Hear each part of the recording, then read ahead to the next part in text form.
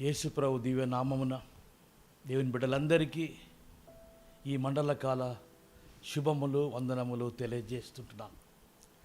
రాయలసీమ అధ్యక్ష మండలపు youth board తరపున ఇది 3వ సంవత్సరం కొనసాగుతున్న ధ్యాన స్రవంతి.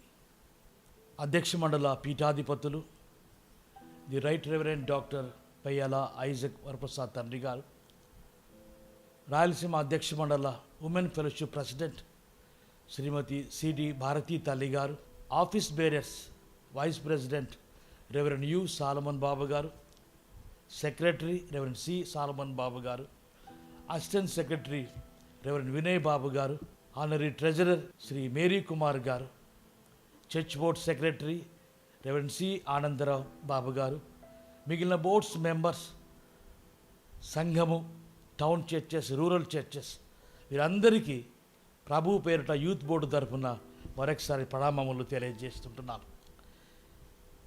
ఈ మండల కాలము దేవుడు మనకిచ్చిన ఒక ఆధ్యాత్మిక యాత్రా కాలము, a spiritual journey for 40 days.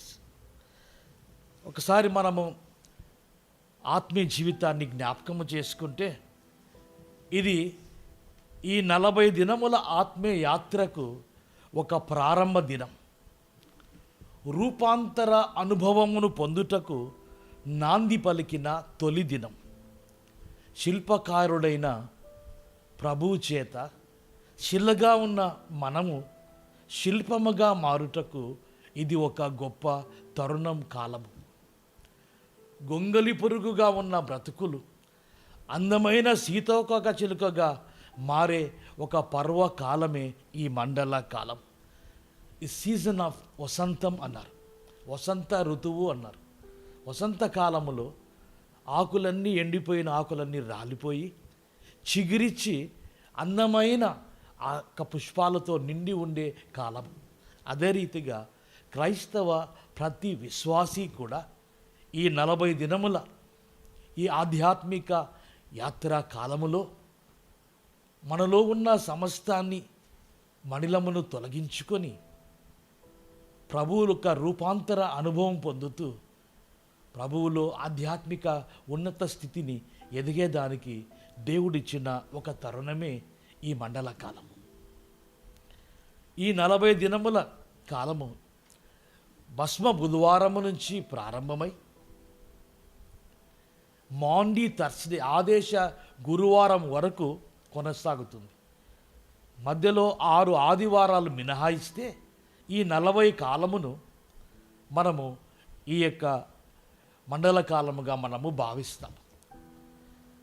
ఈ యొక్క మండల కాలము 313వ శతాబ్దములో కాన్స్టాంటిన్ చక్రవర్తి గారు ఇది ఒక ఆధ్యాత్మిక కాలముగా పరిగణించి క్రైస్తవ విశ్వాసులు ఆచరించాలని దీనిని నియమించి ఉన్నారు. కారణం ఏమనగా బైబిల్లో 40 సంఖ్యకున్న ప్రాధాన్యత మీకు అందరికీ తెలిసిందే. కనుక 40 దినములలో ఒక పరివర్తన గుర్తుగా ఇది చేస్తూ ఉంటున్నారు.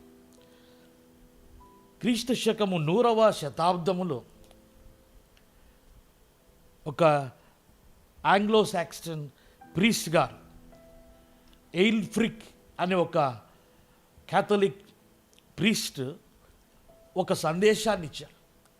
పాత నిబంధనలో కాలములో ఈ పశ్చాత్తాపానికి, మారు మనస్సుకు, ప్రభువుతో మనము మిళితమై ప్రభువు కొరకే జీవించే ఒక ఆధ్యాత్మిక ఈ ప్రక్రియలోనికి వెళ్ళేదానికి ఆ దినాలలో బూడిద చల్లుకొని వారు ఆచరించేవారు కదా. కనీసం మనము ఆ దినమునన్న ఆ బూడిద చల్లుకొని ఆనాటి పరివర్తనకు గుర్తుగా ఎంచుకుందామని ఆయన ఈ సలహా ఇచ్చినారు. అందుకని నేటికి అనేక సంఘాలలో ఈ భస్మబాద్ దినమున గత సంవత్సరం మట్టలాది వారమున ఏమైతే మట్టలు పట్టుకొని మనము జయహో అని ప్రభువుని స్తుతిస్తూ ఊరేగింపుగా మనము ఆరాధన జరిపి ఆ మట్టలన్నీ ఎత్తిపెట్టుకొని ఈ దినమున వాటిని కాల్చి బూడిద చేసి నుసుటి మీద శిలువ గుర్తు వేయడము కానీ వారి మీద చల్లడము కానీ పన్నీరుతో చల్లడం కానీ అది జరుగుతూ ఉంది. కనుక ఈ మాటలు మనం గుర్తు చేసుకున్నప్పుడు ఇది ఒక ఆచారయుక్తముగా కాకుండా అది ప్రభువులో ఒక మార్పును తెచ్చే రీతిగా మనము ఆచరించవలసిన వారమై ఉంటున్నాం. తూర్పు దేశాలలో పాత నిబంధన కాలంలో మనం గమనిస్తే ఇది ఒక ఆచారం. దుఃఖమును కనబరిచేదానికి ఒక వాడుకగా జరుపుతున్న ఒక కార్యక్రమం ఇది. వస్త్రములు చింపుకొనుట, వారు దుఃఖాన్ని ఎక్స్ప్రెస్ చేయాలంటే, రిపెంటెన్స్ ఎక్స్ప్రెస్ చేయాలంటే వస్త్రములు చింపుకొనుట. ఇది మనము ఎస్తేరు గ్రంథము 4వ అధ్యాయం 1వ వచనంలో చూడగలం. గోనెపట్ట కట్టుకొనుట, బూడిదను చల్లుకొనుట, ఉపవాసముండి ప్రలాపించుట. ఈ పద్ధతుల ద్వారా తన్ను తాను రిక్తునిగా చేసుకొని తను తాను అగపరుచుకోబోతున్నాడన్న సత్యాన్ని జ్ఞాపకం చేసుకోవాలి. యోబు గ్రంథము 42వ అధ్యాయం 6వ వచనములో నన్ను నేను అసహించుకొని ధూళిలోను బుడిదలోను పడి పశ్చాత్తాపడుతున్నాను అన్నాడు. సో ఈ కార్యక్రమం అంతా కూడా ఈ ఈవెంట్ అంతా కూడా an outward sign of inward repentance. అంతరంగములో జరిగే ఒక పరివర్తనకు బాహ్యగా గుర్తుగా ఇది ఉన్నదని జ్ఞాపకము చేస్తూ ఉంటున్నాను.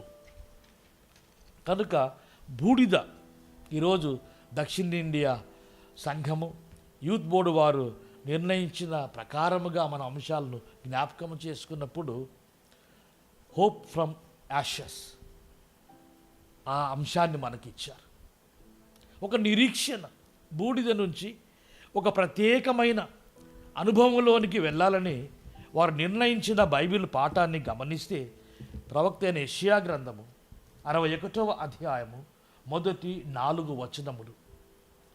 ప్రభువు యెహోవా ఆత్మ నా మీదికి వచ్చి ఉన్నది, దీనులకు సువర్తమానము ప్రకటించుటకు యెహోవా నన్ను అభిషేకించెను, నలిగిన హృదయము గల వారిని దృఢపరచుటకును, చెరలో ఉన్న వారిని విడుదలను, బంధింపబడిన వారికి విముక్తిని ప్రకటించుటకును, యెహోవా హితవత్సరమును మన దేవుని ప్రతిదండన దినమును ప్రకటించుటకును, దుఃఖాక్రాంతులందరికీ నీ ఓదార్చుటకును, సియోనులో దుఃఖించు వారికి ఉల్లాస వస్త్రములు ధరింపచేయుటకు, బూడిదకు ప్రతిగా పూదండను, దుఃఖములకు ప్రతిగా ఆనంద తైలమును, భారభరితమైన ఆత్మకు ప్రతిగా స్తుతి వస్త్రమును వారికిచ్చుటకు ఆయన నన్ను పంపి ఉన్నాడు. యెహోవా తన్ను మహిమపరచుకొనున్నట్లు నీతి అను మస్తకి వృక్షములన్నీ యెహోవా నాటిన చెట్లనియు వారికి పేరు పెట్టబడును. ఈ లేఖన భాగాన్ని మనం గమనిస్తే క్రీస్తు పూర్వం 700 సంవత్సరముల క్రితమే ప్రవక్త అయిన యెషయా గారు రాబోయే మెస్సియా చేయబోయే కార్యాలను గుర్తు చేస్తూ ఉంటున్నాడు. మానవుని బ్రతుకు మనం ఇక్కడ గమనిస్తే ఆ బూడిద దాని యొక్క ప్రభావాన్ని గుర్తు చేసుకున్నప్పుడు 3 విషయాలు. మొదటిది మోర్టాలిటీ. ఆది కాండము 2వ అధ్యాయము 7వ వచనములో, 3వ అధ్యాయము 10వ వచనంలో గమనిస్తే మన్నైనది మట్టి నుంచి తీయబడినాము కనుక తిరిగి మట్టిని మనం చేరబోతూ ఉంటున్నాము. ఈ జీవితము మరణముతో మిళితమై ఉన్నది. రెండవదిగా పశ్చాత్తాపము. యోబు గ్రంథము 42వ అధ్యాయం 6వ వచనములో పశ్చాత్తాపాన్ని గుర్తుగా ఈ బూడిదను వారి ఉన్నాడు. మూడవదిగా విజ్ఞాపన ప్రార్థన. ఎస్తేరు గ్రంథము 4వ అధ్యాయము 1వ వచనములోను, దానియేలు గ్రంథము 3వ అధ్యాయము 9వ అధ్యాయం 3వ వచనములోను ఇంటర్సెసరీ ప్రేయర్, ఇతరుల కోసము ఒక విజ్ఞాపన కార్యములు ఈ యొక్క కార్యము ద్వారా జరుగుతూ ఉన్నవి.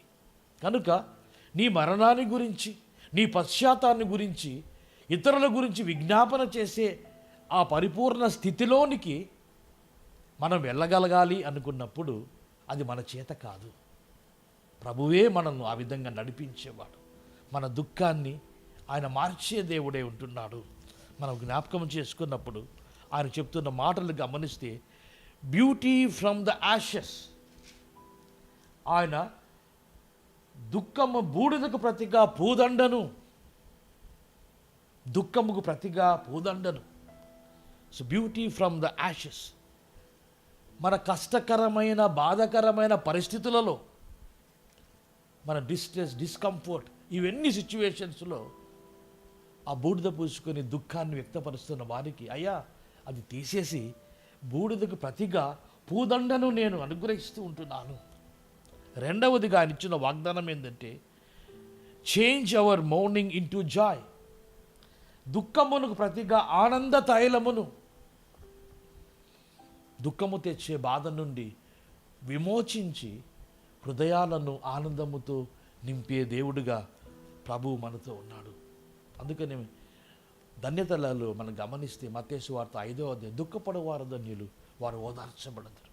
ఓదార్చబడమే కాదు, ఆనందాన్ని నింపే దేవుడు. కీర్తన 30వ అధ్యాయము 11వ వచనములో, నా అంగలార్పులు నీవు నాట్యముగా మార్చి ఉన్నావు, నీవు నా గోనపట్ట విడిపించి సంతోష వస్త్రము ధరింపచేసి ఉన్నావు. ఆ ధూళితో ఉన్న నిండిపోయిన ఆ బూడిదనంతా తొలగించి ఆయిల్తో, నూనెతో ఆయన పరిశుభ్రము చేసి అభిషేకించి మన జీవితాలను ఆనందముతో నింపే దేవుడుగా ఉన్నాడు. 3వ వాగ్దానం చేస్తాం, ప్రైజ్ ఫ్రమ్ డెస్పైర్.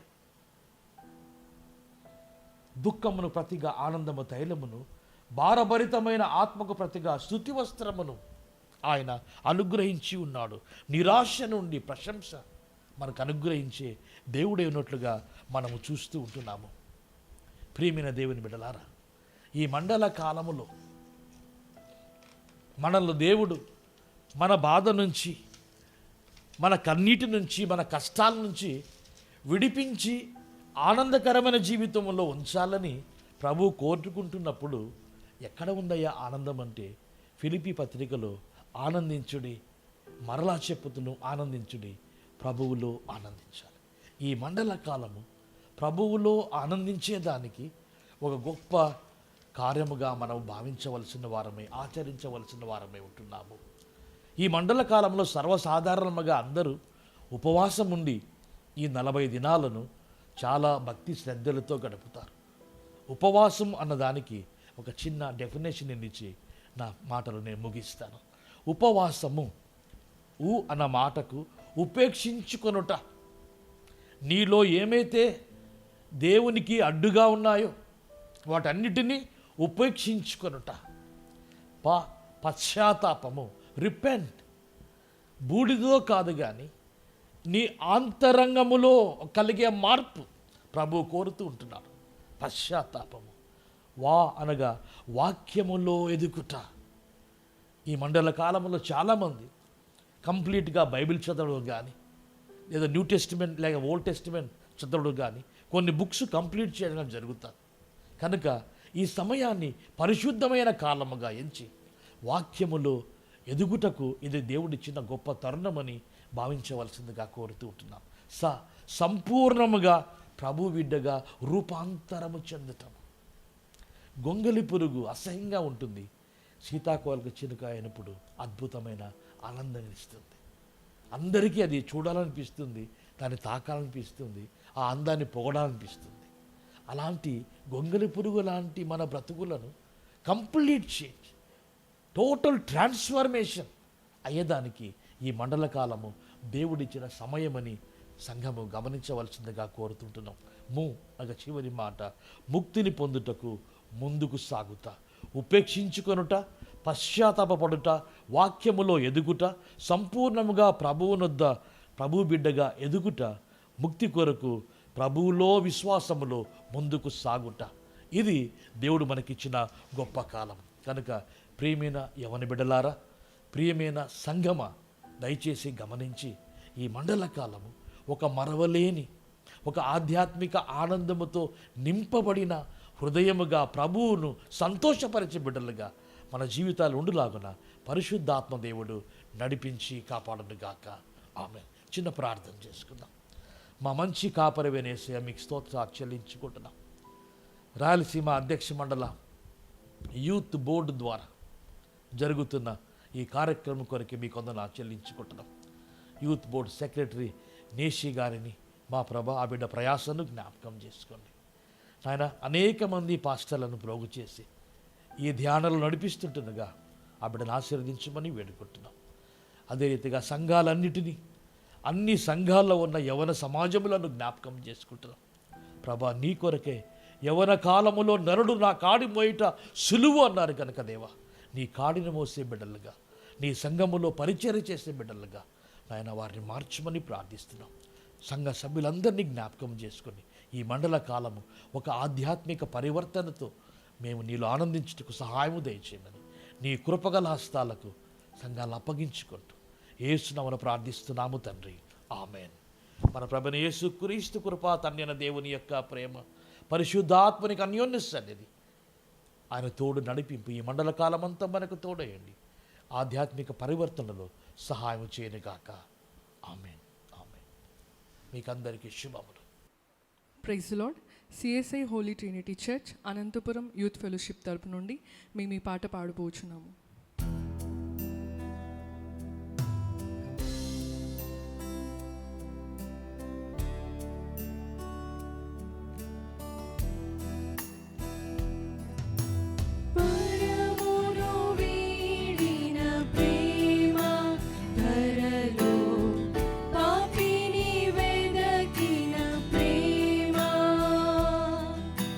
పరమును వీడిన ప్రేమ